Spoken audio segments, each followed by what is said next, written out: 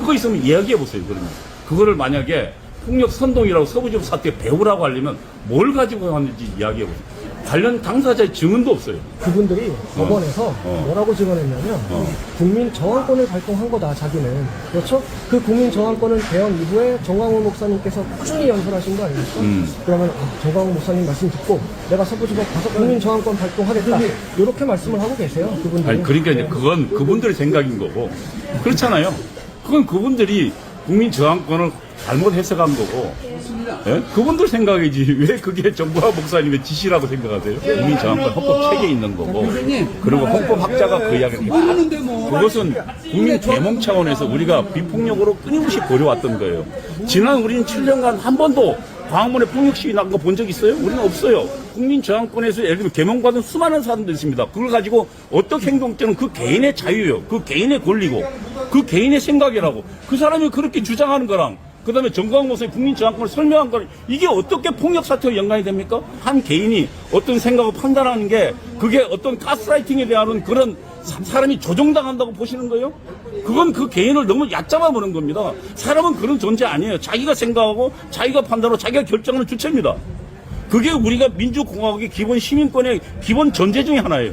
그럼 그 사람은 자기 시민으로서 자기 권리로서 국민 저항권의 해석을 하고 판단을 결정을 자기가 한 거고 자기가 그리고 법정에서 자기 정당성을 주장하는 게 왜 정광훈 목사님이 국민 저항권 설명과 연관시킵니까? 말도 안 되는 거지. 상식적으로 판단해 보세요. 폭력 사태라는 것은 이런 겁니다. 폭력 사태라는 것은 그것을 연결시키려면 우리가 과거에 예를 들면 그 전대협 난 해봤어요. 그리고 우리는 폭력 사태를 할 때 우리가 미리 만들어요. 그리고 폭력 사태를 미리 배우 기획하고 조정해요. 그리고 어디에 들어가서 화염병을 던지고 투척하라고 미리 조정합니다. 이게 연관관계가 있는 거지. 그렇잖아요.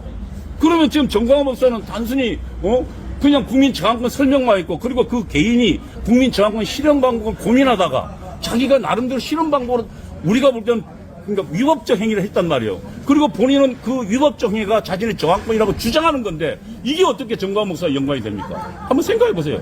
우리 과거에 예를 들면 조직적 범죄는 그렇지 않아요. 저는 경찰이 너무 무리한 지금 엮고 있다. 그래서 경찰 자체도 내가 알기에는 지금 증거가 아무것도 없으니까 못 엮고 있는 거예요. 한번 경찰 얘기 들어보세요. 어떤 증거가 있는지. 가스라이팅 말고 어떤 증거가 있는지 한번 확인해 보세요. 그만 얘기해요. 정광훈 목사한테 묻지 말고 경찰 수사당국자한테 물어보세요.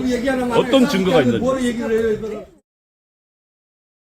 어떤 증거도 없다. 증거가 있으면 이야기해 보세요. 그러면 그거를 만약에 폭력 선동이라고 서부지법 사태 배우라고 하려면 뭘 가지고 왔는지 이야기해 보세요. 관련 당사자의 증언도 없어요. 그분들이 법원에서 뭐라고 증언했냐면 국민 저항권을 발동한 거다 자기는. 그렇죠? 그 국민 저항권은 개헌 이후에 정광훈 목사님께서 꾸준히 연설하신 거 아닙니까? 그러면 정광훈 목사님 말씀 듣고 내가 서부지법 가서 국민 저항권 발동하겠다 이렇게 말씀을 하고 계세요. 그분들이. 아니 그러니까 이제 그건 그분들의 생각인 거고 그렇잖아요. 그건 그분들이 국민 저항권을 잘못 해석한 거고, 예? 그분들 생각이지 왜 그게 정광훈 목사님의 지시라고 생각하세요? 국민 저항권 헌법 책에 있는 거고, 그리고 헌법학자가 그 이야기를 했고, 그것은 국민 계몽 차원에서 우리가 비폭력으로 끊임없이 벌여왔던 거예요. 지난 우리는 7년간 한 번도 광화문에 폭력 시위 난 거 본 적 있어요? 우리는 없어요. 국민 저항권에서 예를 들면 계몽받은 수많은 사람들이 있습니다. 그걸 가지고 어떻게 행동되는 그 개인의 자유예요. 그 개인의 권리고 그 개인의 생각이라고. 그 사람이 그렇게 주장하는 거랑 그 다음에 정광훈 목사님 국민 저항권을 설명한 거는 이게 어떻게 폭력 사태와 연관이 됩니까? 한 개인이 어떤 생각을 판단하는 게 그게 어떤 가스라이팅에 대한 그런 사람이 조종당한다고 보시는 거예요? 그건 그 개인을 너무 얕잡아 보는 겁니다. 사람은 그런 존재 아니에요. 자기가 생각하고 자기가 판단하고 자기가 결정하는 주체입니다. 그게 우리가 민주공화국의 기본 시민권의 기본 전제 중에 하나예요. 그럼 그 사람은 자기 시민으로서 자기 권리로서 국민 저항권의 해석을 하고 판단을 결정을 자기가 한 거고 자기가 그리고 법정에서 자기 정당성을 주장하는 게 왜 정광훈 목사님이 국민 저항권 설명과 연관시킵니까? 말도 안 되는 거지. 상식적으로 판단해 보세요. 폭력 사태라는 것은 이런 겁니다. 폭력 사태라는 것은 그것을 연결시키려면 우리가 과거에 예를 들면 그 전대협 난 해봤어요.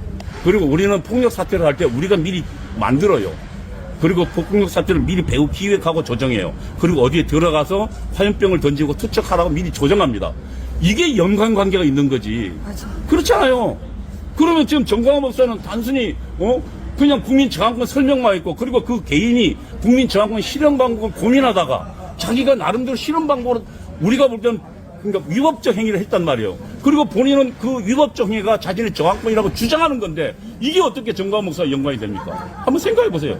우리 과거에 예를 들면 조직적 범죄는 그렇지 않아요. 저는 경찰이 너무 무리한 지금 엮고 있다. 그래서 경찰 자체도 내가 알기에는 지금 증거가 아무것도 없으니까 못 엮고 있는 거예요. 한번 경찰 얘기 들어보세요. 어떤 증거가 있는지. 가스라이팅 말고 어떤 증거가 있는지 한번 확인해 보세요. 그만 얘기해요. 정광훈 목사한테 묻지 말고 경찰 수사당국자한테 물어보세요. 어떤 증거가 있는지. 어떤 증거도 없다. 증거가 있으면 이야기해 보세요. 그러면 그거를 만약에 폭력 선동이라고 서부지법 사태 배우라고 하려면 뭘 가지고 왔는지 이야기해 보세요. 관련 당사자의 증언도 없어요. 그분들이 법원에서 뭐라고 증언했냐면 국민 저항권을 발동한 거다 자기는. 그렇죠? 그 국민 저항권은 개헌 이후에 정광훈 목사님께서